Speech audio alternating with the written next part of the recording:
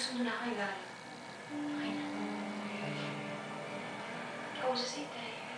Nagising kanina. Hinahanap ka nga eh. Wala, subuti na lang nandito ka. Wala alam ko nang gagawin ko kanina eh.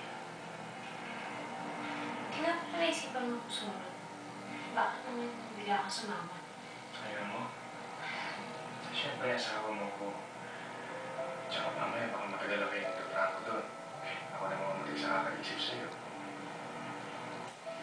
Pero yung negosyo na nag-uumpisa pa lang. Siyempre, kailangan ka dito. Ang negosyo makakapagintay. Tsaka din mo si Mano kasi. Kailangan mo ako.